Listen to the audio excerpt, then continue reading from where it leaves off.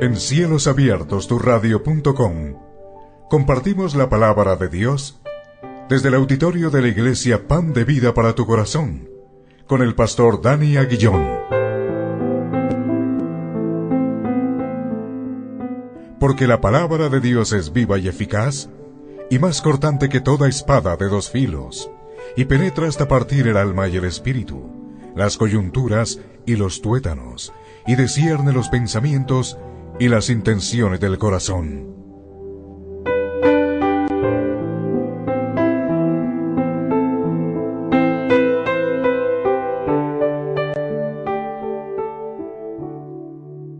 Vamos a leer la palabra de Dios.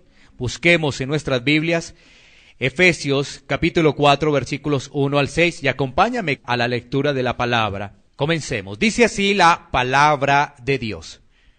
Yo pues, preso en el Señor, os ruego que andéis como es digno de la vocación con que fuisteis llamados, con toda humildad y mansedumbre, soportados con paciencia los unos a los otros en amor, solícitos en guardar la unidad del Espíritu en el vínculo de la paz, un cuerpo y un espíritu, como fuisteis también llamados en una misma esperanza de vuestra vocación.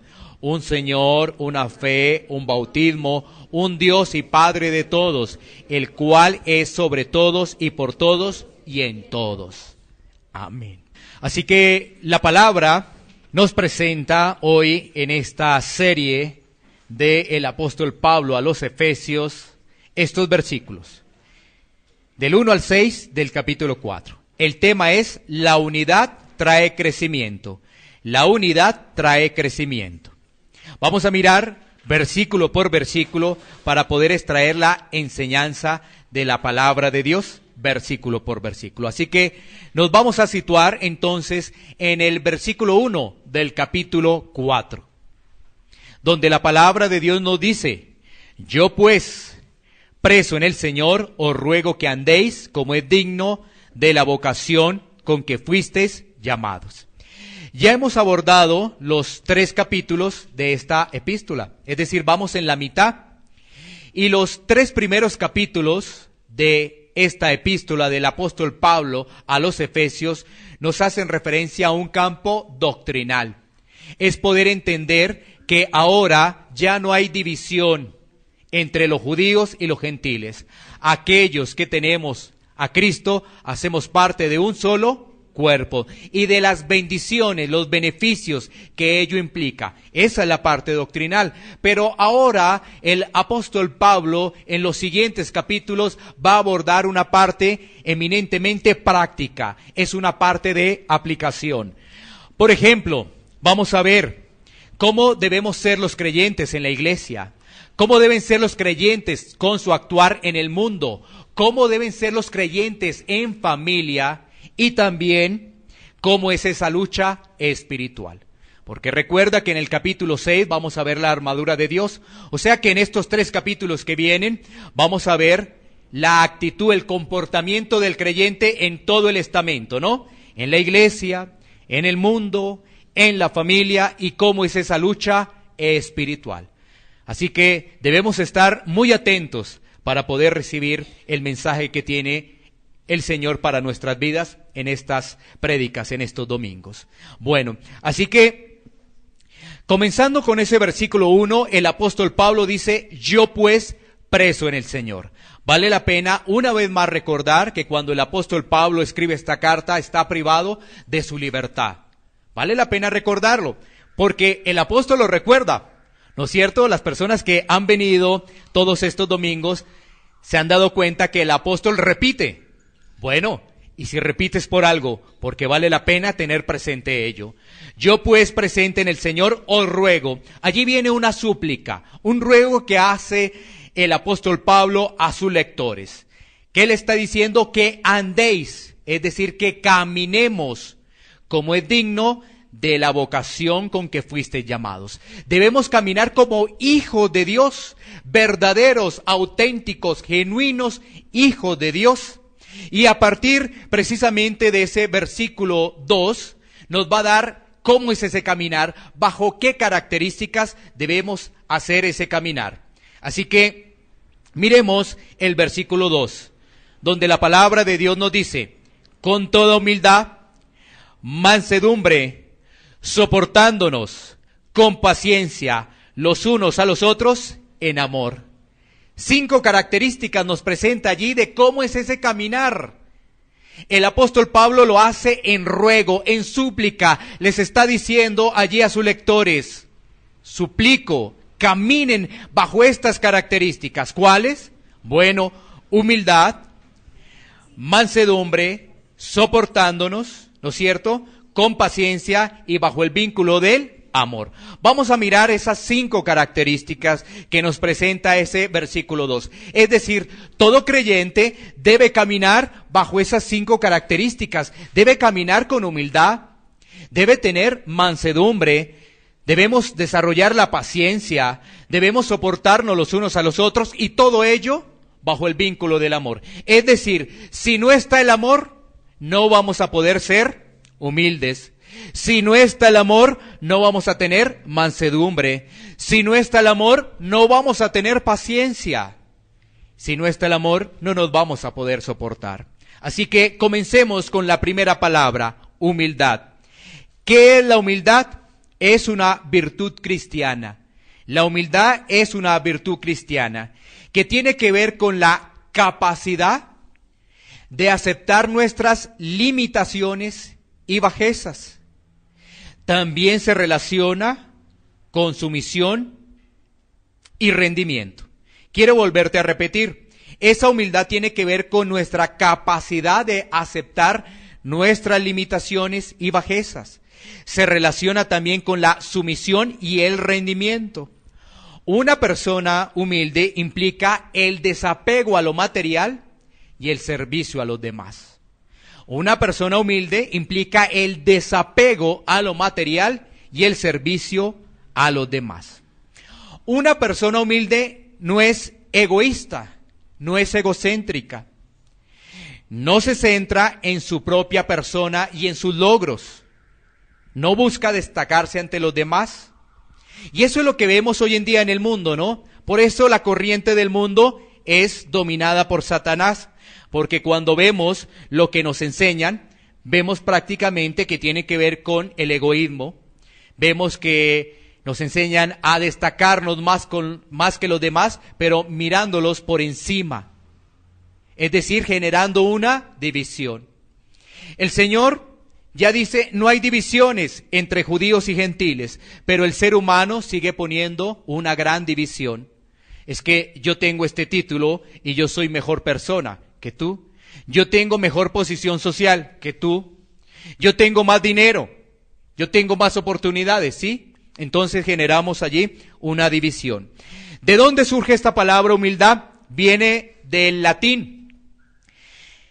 Esta palabra viene del latín y su significado y su raíz viene de la palabra humus. Los que conocen humus, esto tiene que ver con tierra, ¿no? Del latín. De eso viene la palabra humildad, es decir, una persona que se postra sobre tierra. Eso va significando la palabra humildad, humildad. Ahora, tú puedes comprender por qué el apóstol Pablo se presenta como el más pequeño. Una persona que ha tenido una gran revelación de Dios. Una persona que tiene la guía del Espíritu Santo. Una persona que está caminando bajo los principios de Dios. ¿Sabes qué dice? Soy el más pequeño. Soy el más pequeño de todos los santos, ¿no? ¿Recuerdas, por ejemplo, cuando Pablo se presenta bajo esas características, ¿no? En Efesios 3:8, recuerda Efesios 3:8, donde dice, a mí que soy menos que el más pequeño de todos los santos. Esa es la presentación del apóstol Pablo, esa es la humildad. ¿Sabes qué? Si estuviera hoy en día el apóstol Pablo y estuviesen escuchando esas palabras, diría, este señor que habla de Dios necesita un psicólogo, necesita un psiquiatra. Mira cómo se presenta como el más pequeño. Su autoestima está por el suelo, por debajo. Lo llevarían de inmediato al psiquiatra o al psicólogo.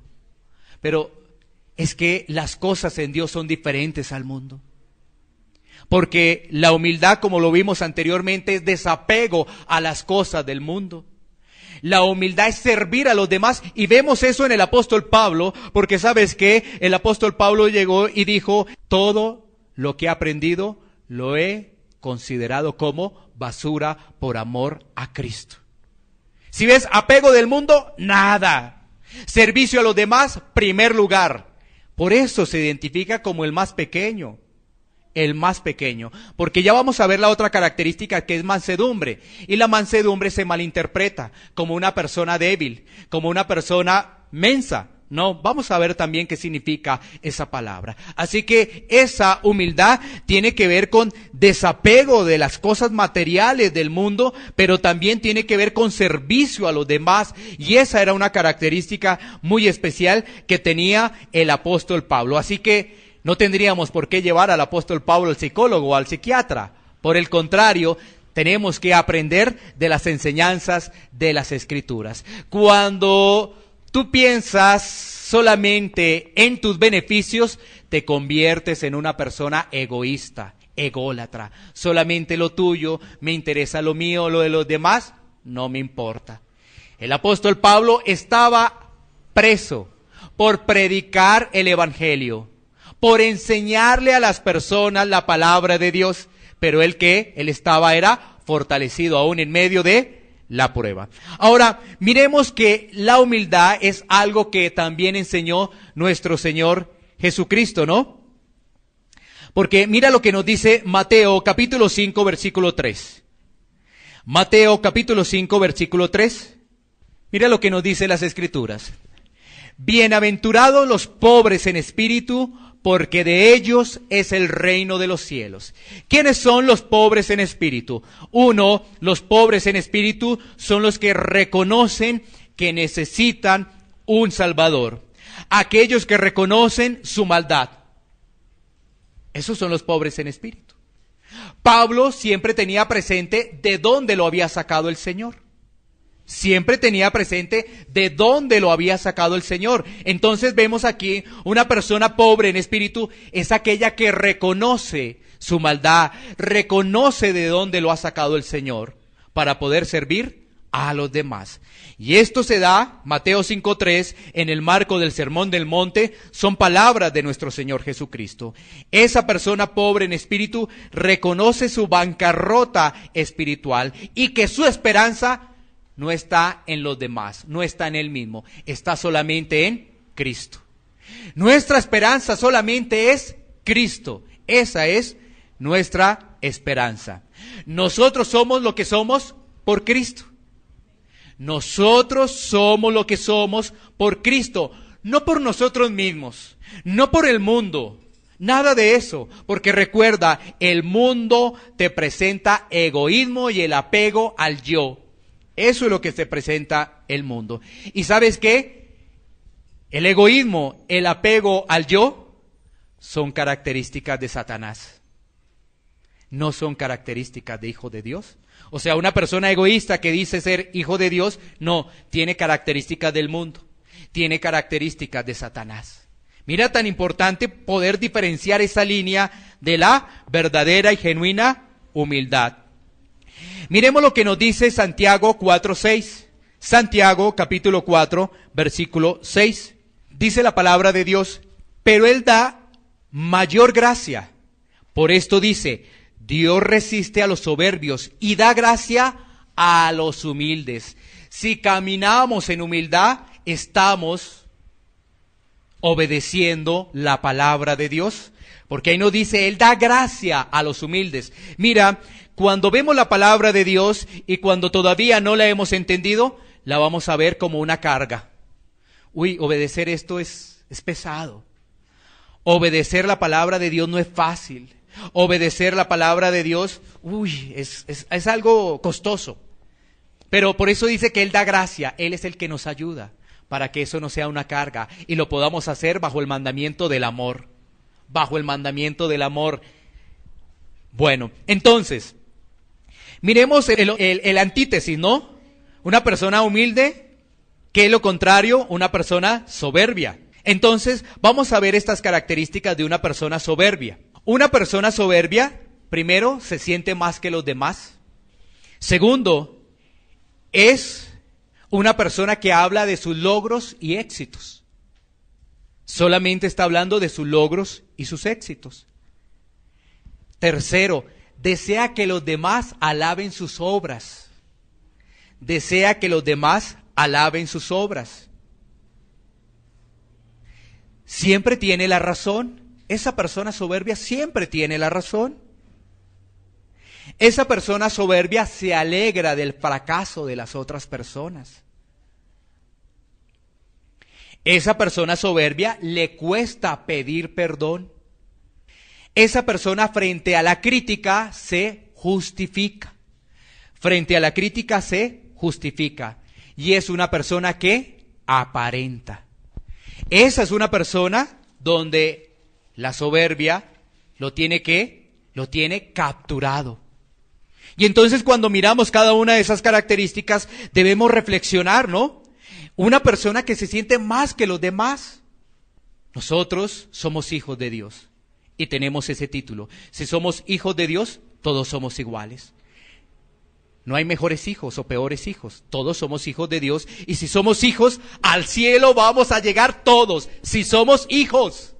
No es que se quedó en la mitad del cielo porque él no era. No. Si somos hijos, todos vamos a ir a la presencia de Dios. Pero mira, ¿qué hace el soberbio? Yo soy más que los demás. Yo tengo mejor posición que los demás. Es una persona que siempre está hablando de sus logros y sus éxitos. Siempre está hablando de sus logros y éxitos. Es que yo hago esto, yo hago lo otro, yo hago esto, ¿sí? Para mostrarse ante los demás que sí tiene esa capacidad y que tiene ese estatus social.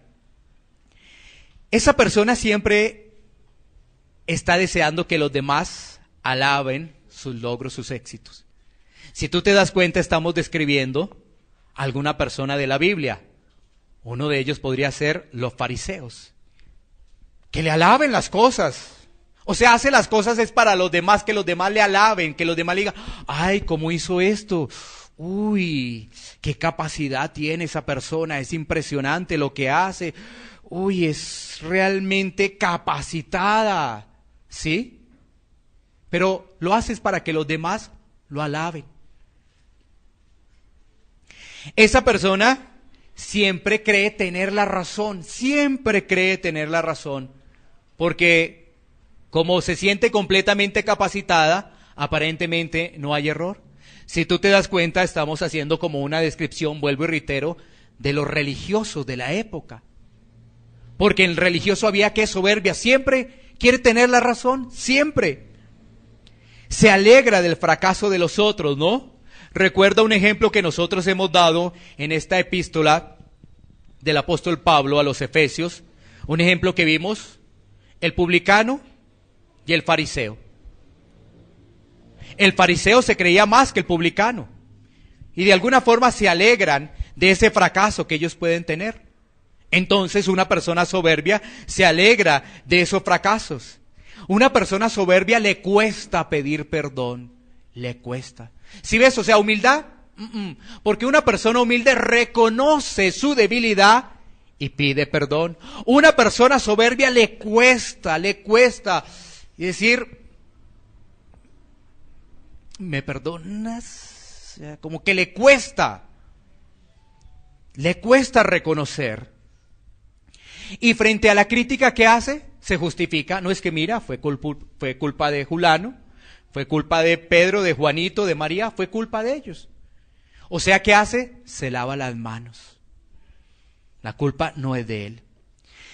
Y eso lo lleva a ser una persona que aparenta. Si ves, vimos la humildad. Bienaventurados los pobres en espíritu, porque de ellos es el reino de los cielos, y vimos el soberbio. Ahí entendemos lo que nos decía Santiago 4:6, ¿no? Pero Él da mayor gracia, por esto dice, Dios resiste a los soberbios. ¿Por qué los resiste? Porque son de pura apariencia. Pero ¿sabes qué hace con los humildes? Les da gracia, para que eso no sea una carga, porque imagínate, una persona pide perdón y se le burlan. yo no vuelvo a pedir perdón. Pero ¿sabes qué? La Escritura nos dice, el Señor da gracia. ¡Gracia! ¿Sí? Porque uno dice, sí, por eso no pido perdón, porque se burlan, trapean con mi vida, hacen lo que quieran con mi vida. Yo no voy a permitir más eso, yo no lo voy a permitir. Pero ¿sabes qué? Si estamos en el Señor, viene el pasaje de las Escrituras y dice que Él da gracia a los humildes. Da gracia a los humildes. Bueno, muy bien, ahí tenemos entonces la palabra humildad. Vámonos entonces con la segunda palabra. La segunda palabra es mansedumbre. Mansedumbre. Ya vimos humildad, ahora veamos mansedumbre. Miremos esta palabra, es una virtud cristiana. Y esta se deriva de la humildad. Es decir, una persona humilde, pues camina bajo la mansedumbre. Van conectadas. La humildad, la mansedumbre, van conectadas. Entonces, ¿qué es mansedumbre? Es una actitud de una persona que tiene el control de las emociones. Una actitud de una persona que tiene el control de sus emociones. La mansedumbre se demuestra a través de la confianza, la obediencia y la sumisión en Dios. La mansedumbre se demuestra a través de la confianza, obediencia y la sumisión en Dios. Miremos un ejemplo de mansedumbre. Mateo capítulo 11 versículo 29. Mateo 11, 29. Vamos a ver quién es manso. Vamos a ver. Mateo capítulo 11 versículo 29. Mira lo que nos dice las Escrituras. Jesucristo: llevad mi yugo sobre vosotros y aprended de mí, que soy manso y humilde de corazón, y hallaréis descanso para vuestras almas. Jesucristo tenía mansedumbre, es decir, tenía sus emociones bajo control. Cuando necesitaba corregir, lo hacía con autoridad, en el momento indicado. Cuando necesitaba hablar del perdón, lo hacía en el momento indicado, con las palabras adecuadas. Eso es mansedumbre. Eso es mansedumbre. Mira lo que nos dice Mateo 5:5. Mateo 5:5. Mateo 5:5. Bienaventurados los mansos, porque ellos recibirán la tierra por heredad. La mansedumbre es una característica del cristiano. Es una característica. Pero ¿sabes qué ha pasado hoy en día? Han confundido la mansedumbre como una persona débil de carácter. Como una persona, como lo dije anteriormente, mensas, si se podría poner la palabra. No tiene nada que ver con eso. Nada que ver con eso.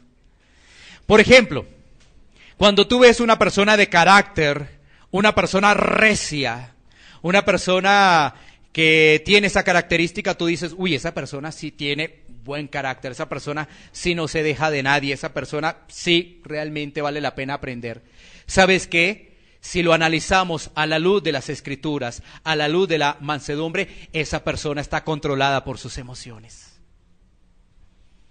Esa persona lo que tiene es un control de sus emociones y no tiene mansedumbre. No tiene mansedumbre. Por el contrario, tiene es debilidad. Tiene es debilidad porque no puede controlar sus emociones. No las puede controlar. Entonces, esa persona realmente es débil porque las circunstancias lo dominan. Las circunstancias lo dominan. Eso es debilidad. Eso no es mansedumbre. Una persona que tú ves con carácter, así a toda hora que pueda explotar, pero las personas le tienen es como miedo y todo eso, no. Esa persona es débil. Pero recuerda algo, ¿y por qué te estoy dando este ejemplo? Porque tú vas a ver las características de Jesús. Y Jesús, en el momento preciso, cuando llega al templo, Él mostró un carácter firmeza. ¿En qué sentido? En que no se permitiera que en el templo se hiciera mercadería. ¿Sí ves? Y Jesús era manso. O alguno va a decir, ay, pero Jesús entonces ya no es manso, porque mira la reacción, mira lo que hizo allí. No, recuerda, es un control de las emociones. Un control. Hay que tener firmeza en el momento de la firmeza. Hay que tener el diálogo en el momento del diálogo. Hay que tener misericordia en el momento de la misericordia. Si ves, es un equilibrio. Entonces, veamos que la mansedumbre es ese control que debemos tener los seres humanos cuando estamos en Cristo. Ahora, si no está Cristo en nuestra vida, claro, las emociones nos dominan. Nos quedamos sin trabajo, inmediatamente la emoción es desánimo. Todo está perdido en nosotros. Todo está perdido en nosotros. No hay nada que hacer.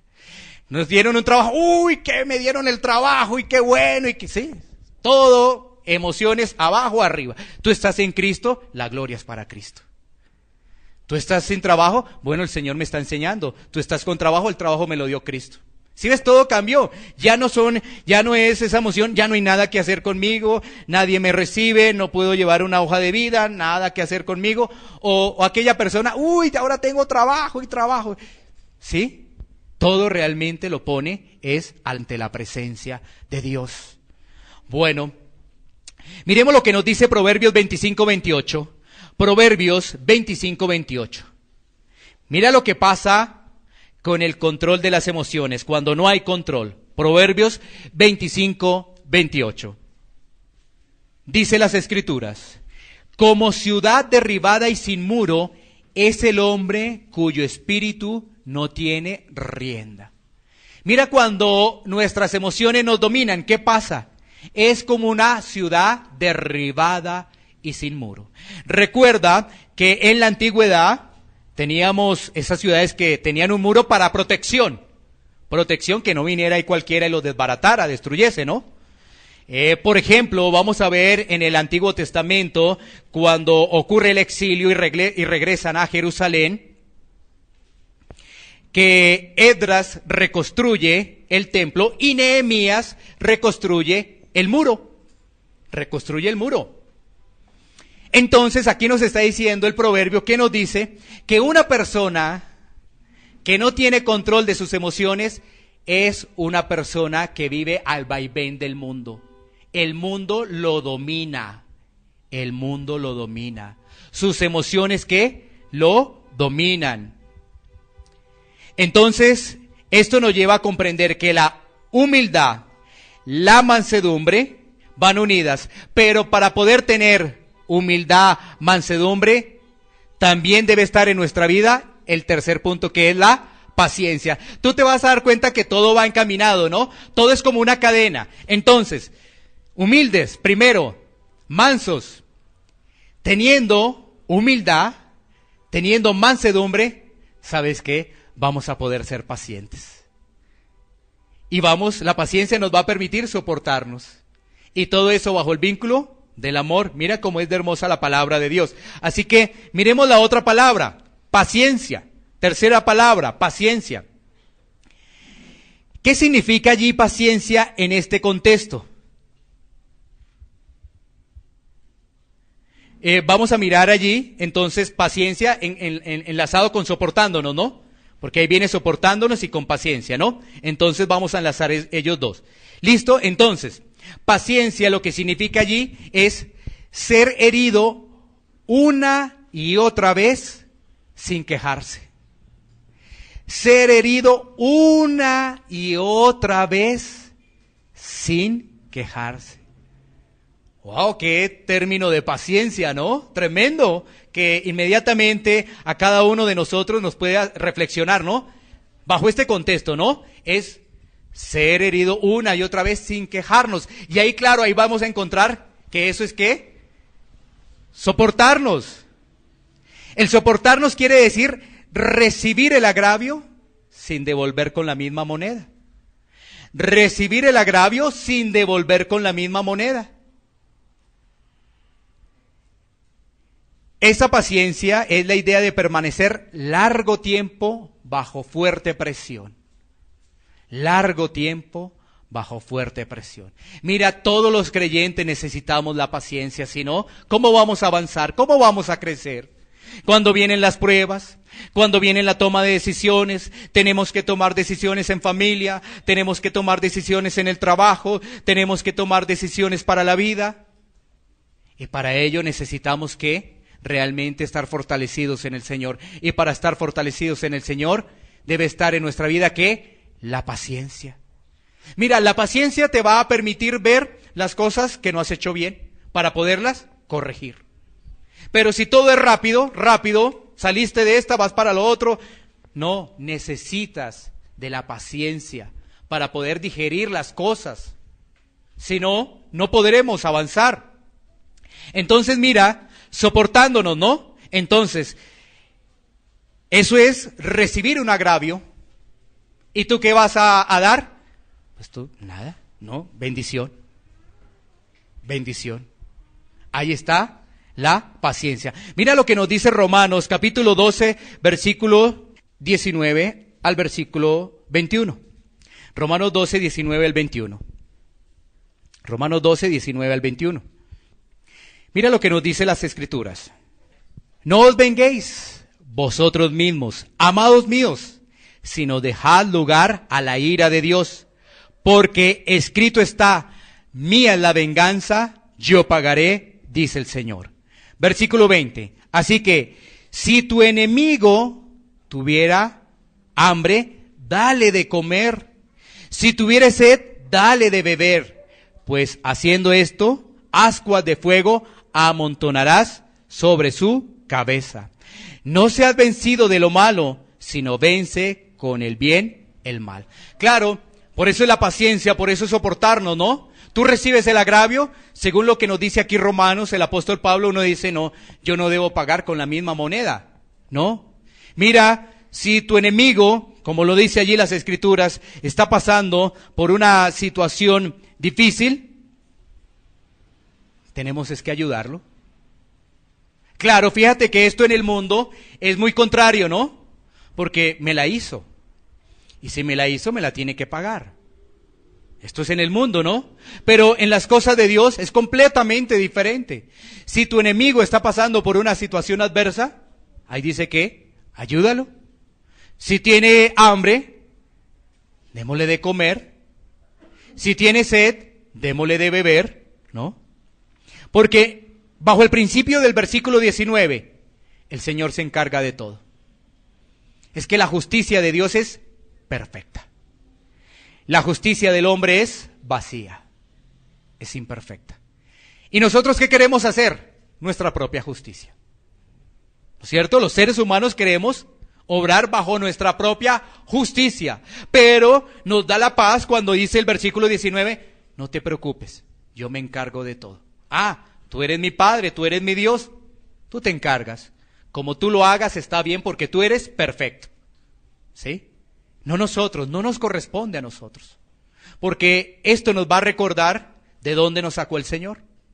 De dónde nos sacó el Señor. Entonces, cuando compartimos como hermanos, en la congregación, en las casas, debemos soportarnos los unos a los otros como hermanos, entendiendo los procesos que están viviendo cada persona, entendiendo situaciones, orando para que esa persona se pueda discipular, orando para que esa persona pueda crecer en el Señor. Quizás tú todavía la ves con algunas situaciones, algunas palabras del mundo, con algunas ciertas guías hacia el mundo. Entonces, tú tienes paciencia con el hermano, oras por el hermano, pides por el hermano, ¿sí? Pero tú dices, no, es testarudo.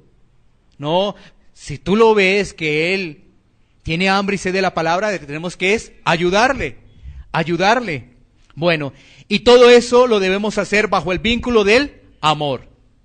Este amor que nos está hablando allí el apóstol Pablo es un amor benévolo, es un amor aguantador. El verdadero amor, recuerda, no espera nada a cambio. Uy, eso cómo es de diferente a lo que nos han enseñado, ¿no? Tú te casas para ser feliz. Oh, La historia de la princesa y el príncipe. Y todos fueron felices. ¡Oh, qué historia tan maravillosa! Pero ¿sabes qué? Esa no es la historia de la Biblia. No. Entonces, nosotros crecemos con esos estereotipos. Así crecemos, con esos estereotipos. Y entonces yo me caso para ser feliz. Y a los 2 meses es un infeliz. Es un infeliz. Porque está ello, ¿no? Está ello. Pero tú te casas es para hacer feliz a la otra persona. Uy, no, pero ya me puso una carga, entonces no me caso. No, es que es así.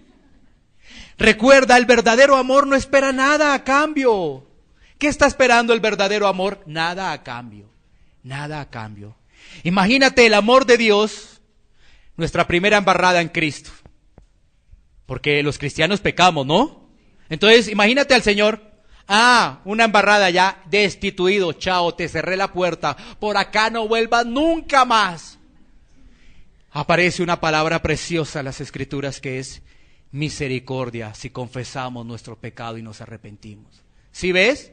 Ese es el verdadero amor. Ese es el verdadero amor. Si ves, aguanta, soporta. ¿Cuánto Dios no nos soporta a nosotros?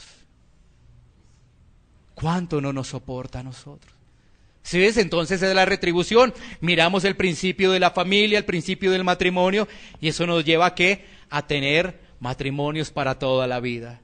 Pero si nos presentan el matrimonio es que para que seas feliz, claro, a los 2 meses eres infeliz, tienes problemas y a los 3 meses te separaste. Y hasta ahí llegó el matrimonio. Porque el verdadero amor todo lo soporta. Todo lo soporta. Y eso hace Dios con cada uno de nosotros. Con cada uno de nosotros hace el Señor. Por eso dice la Biblia, si no fuera por sus misericordias, perdidos, todos perdidos, todos perdidos. Pero gracias a Dios están las misericordias de Dios y dice la Escritura que son nuevas, renovadas cada mañana. Cada mañana tenemos la esperanza de decir, Señor, guíame, ayúdame, fortaléceme, Señor. Lo que hice hace unas horas, Señor, perdóname, Señor, perdona mi debilidad. Perdóname, Señor. Bueno, entonces, ese es el verdadero amor. ¿Y sabes qué? En ese versículo 2, Pablo está diciendo, caminemos con humildad. Cristianos, caminemos con humildad. Caminemos con mansedumbre, soportándonos con paciencia, en el vínculo del amor. Si ves, ya el apóstol Pablo puso la práctica, porque ahora nos toca a nosotros, escuchamos la palabra, recibimos la palabra y nos toca ponerla por obra. Pasemos al siguiente versículo, versículo 3. Recuerda que hoy es hasta el versículo 6. Hemos avanzado en el versículo 2, ahora pasamos al versículo 3, donde las Escrituras nos dice, solicitos en guardar la unidad del Espíritu en el vínculo de la paz. Allí dice, procurar diligentemente trabajar en unidad. Es que tenemos que trabajar en unidad. Cuando hay una iglesia, esta es una iglesia local, recuerda, hay una iglesia universal, hay una iglesia local, esta es una iglesia local, que estamos llamados a trabajar en unidad para crecimiento. ¿Tú quieres ver este sitio crecer? Trabajemos en unidad.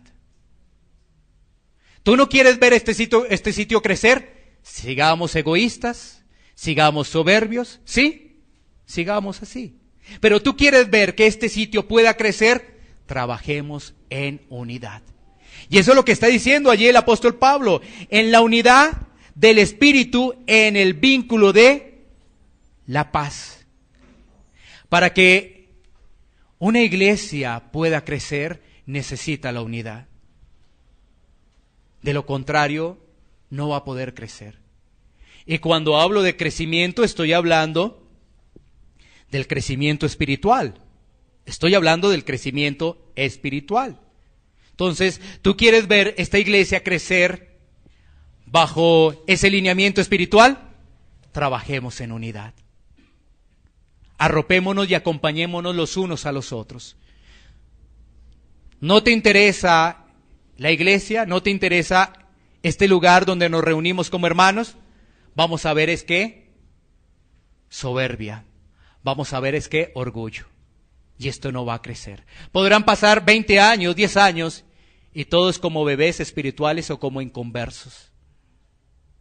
Porque no trabajamos en unidad. Ahora, no se está hablando, ahí el pasaje no nos habla del ecumenismo, ¿no? Todas las religiones aparentemente conducen a Dios, entonces todos juntémonos y todos somos familia. No habla de esa unidad. Mira de la unidad que habla bajo estos 7 lineamientos. 7 lineamientos. Pasemos entonces allí a el versículo 4. Vamos a leer del 4 al 6 para identificar los 7 lineamientos y los vamos a mirar uno por uno. Mira los 7 lineamientos. Dice, un cuerpo y un espíritu, como fuisteis también en una misma esperanza de vuestra vocación. Un Señor, una fe, un bautismo, un Dios y Padre de todos, el cual es sobre todos y por todos y en todos. Ahí encontramos 7. Entonces es un cuerpo, un espíritu, una esperanza, un Señor, una fe, un bautismo y un Dios y Padre. 7 lineamientos de esa unidad. Si ves, no nos llama ya el ecumenismo, irnos a juntar con los otros, ay sí, porque pues tenemos que juntarnos, no. Nos está hablando allí de esa unidad basada en estos lineamientos. Comencemos. Versículo 4, un cuerpo. ¿A qué se refiere ese cuerpo? Se refiere a la iglesia, porque nosotros somos el cuerpo. Nosotros somos el cuerpo, entonces se refiere a la iglesia. El cuerpo es la iglesia. Porque Cristo es la cabeza. Nosotros somos su cuerpo. Del cuerpo hace parte cada creyente que está en una iglesia local, y esa iglesia local hace parte de la iglesia universal. Miremos este pasaje. Primera a los Corintios, capítulo 12. Primera a los Corintios, capítulo 12, versículo 12 en adelante. Primera a los Corintios, capítulo 12, versículo 12 en adelante. Para poder explicar un poco más esto del cuerpo, dice las Escrituras, porque así como el cuerpo es uno y tiene muchos miembros, pero todos los miembros del cuerpo, siendo muchos, son un solo cuerpo, así también Cristo. Porque por un solo espíritu fuimos todos bautizados en un cuerpo, sean judíos o griegos, sean esclavos o libres, y a todos se nos dio a beber de un mismo espíritu. Además, el cuerpo no es un solo miembro, sino muchos. Si dijere el pie, ¿por qué no soy mano? No soy del cuerpo, por eso no será del cuerpo. Y si dijere la oreja, ¿por qué no soy ojo? No soy del cuerpo, por eso no será del cuerpo. Si todo el cuerpo fuese ojo, ¿dónde estaría el oído? Si todo fuese oído, ¿dónde estaría el olfato? Mas ahora Dios ha colocado los miembros, cada uno de ellos, en el cuerpo como Él quiso. Porque si todos fuéramos un solo cuerpo, un solo miembro, ¿dónde estaría el cuerpo? Pero ahora son muchos los miembros, pero el cuerpo es uno solo. Bueno, ahí vemos. Somos la iglesia, somos el cuerpo, y cada uno de nosotros hacemos parte de ese cuerpo, y cada uno de nosotros tenemos talentos y dones para poner al servicio de la iglesia. Por eso nos necesitamos los unos a los otros, por eso necesitamos trabajar en unidad, porque Dios nos ha equipado. Cada uno de nosotros somos especiales ante Dios. Somos especiales ante Dios.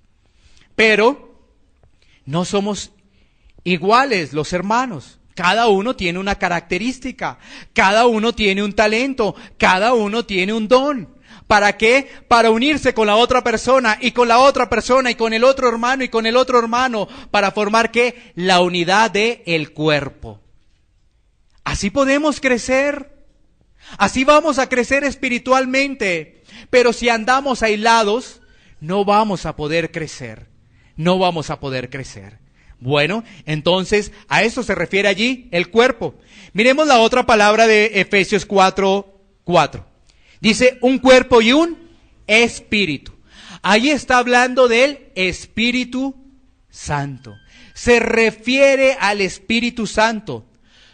Todos los hijos de Dios tienen el Espíritu Santo, sin excepción.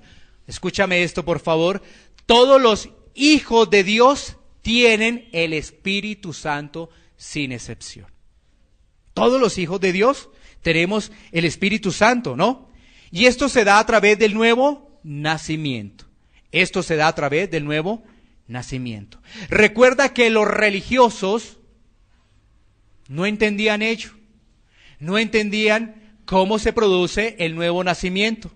No entendían por qué era el nuevo nacimiento y para qué era el nuevo nacimiento. No lo comprendían los religiosos. Bueno, pero los hijos de Dios comprenden claramente, empiezan a entender ¿qué? Las Escrituras. Bueno, entonces sabemos que cuando se habla allí de un espíritu, está hablando del Espíritu Santo, el Espíritu Santo de Dios. Y si tú te das cuenta, ese pasaje también nos habla de la Trinidad. Ese pasaje nos habla de la Trinidad. Vamos a mirarlo. Bueno, la otra palabra es esperanza, ¿no? Una esperanza. ¿A qué se refiere esa esperanza? Esa esperanza se refiere a que todo creyente descansa en el Señor que tiene vida eterna. Todo creyente tiene una esperanza que tiene vida eterna. Miremos Primera de Juan 2:25. Primera de Juan 2:25. Esa es la esperanza que tenemos. Mira lo que nos dice. Y esta es la promesa que Él nos hizo, la vida eterna. Tenemos esa esperanza. El momento en que nos toque partir, el momento en que el Señor nos llame, Él solamente conoce el día y la hora en que nos toque partir, en que Él nos llame. Nosotros tenemos esperanza que vamos a estar con Él, que tenemos la vida eterna, que no somos como los del mundo. Los del mundo no tienen esperanza. Nosotros sí la tenemos. Bueno, entonces ahí se refiere a esa esperanza. Dice de vuestra vocación un Señor. Cuando habla en el versículo, estoy ya leyendo Efesios 4:5, un Señor está hablando ahí de Cristo. ¿Sí? Cristo. ¿Sí viste el Espíritu Santo en el versículo anterior? Ahora dice ahí un Señor. Está hablando allí de Cristo. Esa es la unidad. Nos tenemos que identificar en ello. O sea, nos identificamos en que somos un cuerpo, nos identificamos que tenemos el Espíritu Santo, ¿no es cierto? Porque hemos reconocido nuestra maldad, hemos reconocido que somos pecadores y que necesitábamos un Salvador, ¿no es cierto? Eso que trae a nuestra vida, eso trae a nuestra vida, ¿qué? Una esperanza, y todo eso es por medio de Jesús, un Señor. Él dice un Señor, no varios señores. El cristiano no tiene varios señores. Un Señor tiene, es Cristo, el Rey de Reyes. Mira lo que nos dice Hechos 4:12. Hechos 4:12. Hechos 4:12. Dice la palabra de Dios, y en ningún otro hay salvación, porque no hay otro nombre bajo el cielo dado a los hombres, en que podamos ser salvos. ¿Solamente en quién podemos ser salvos? En Cristo. Solamente en Cristo, un Señor, no varios señores, no varios caminos, no varias verdades.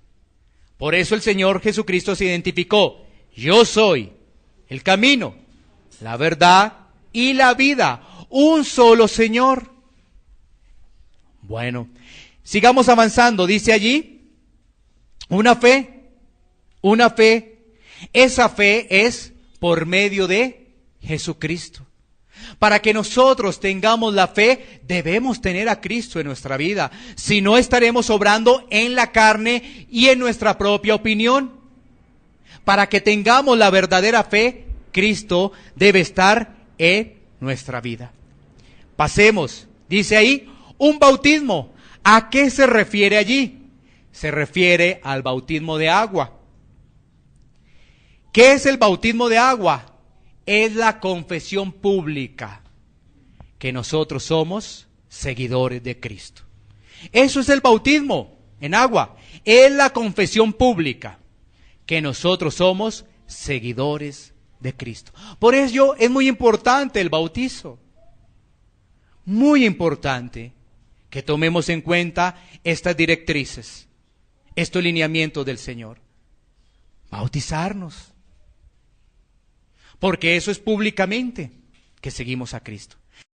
Recuerda que hay 2 ordenanzas que dejó nuestro Señor Jesucristo. ¿Cuáles son esas 2 ordenanzas?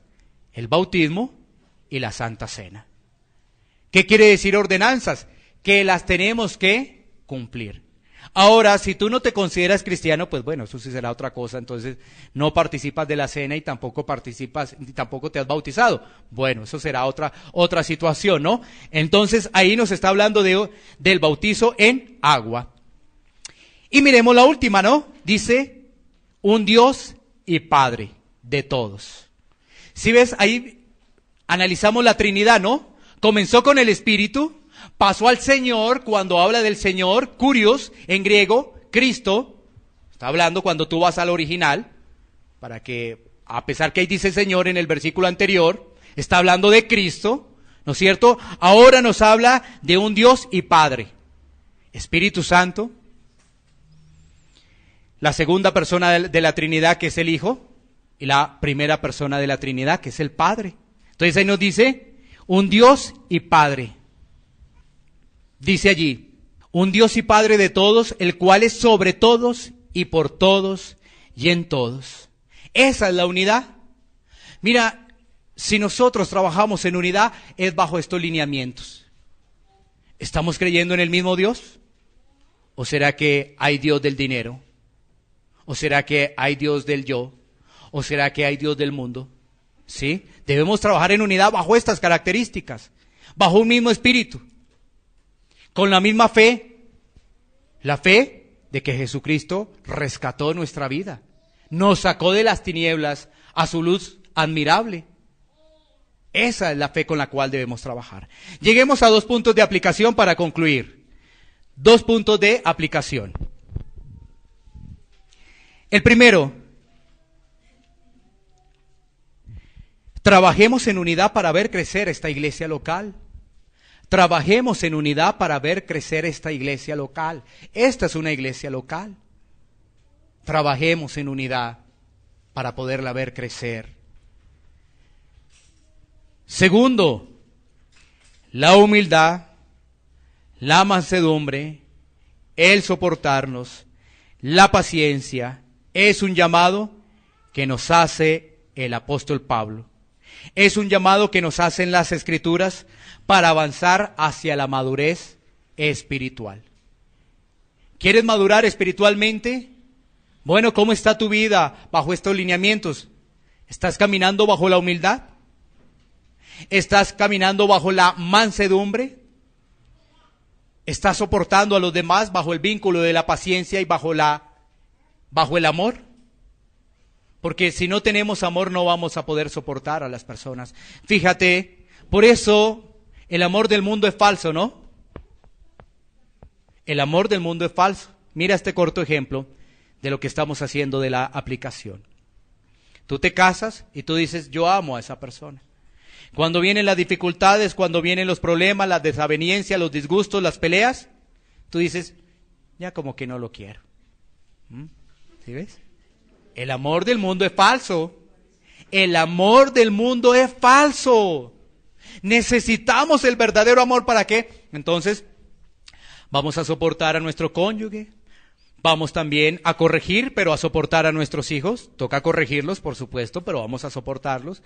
Y vamos a la iglesia también, entonces, a soportarnos los unos a los otros. Cuando vemos quizás una actitud que no es, ya sea hasta del ministro, del pastor, del servidor, del que tú te sientas al lado, vamos a podernos, ¿qué? Soportar. Y vamos a orar por esa persona, para que Dios sea trabajando en esa persona, para que Dios sea fortaleciéndola, para que Dios sea equipándola, para que Dios sea transformándola, para que Dios sea haciendo una obra perfecta en esa persona.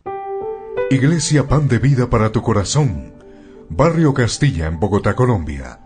calle Octava bis A, número 7735, segundo piso. Sitio web www.pandevidaparatucorazon.com.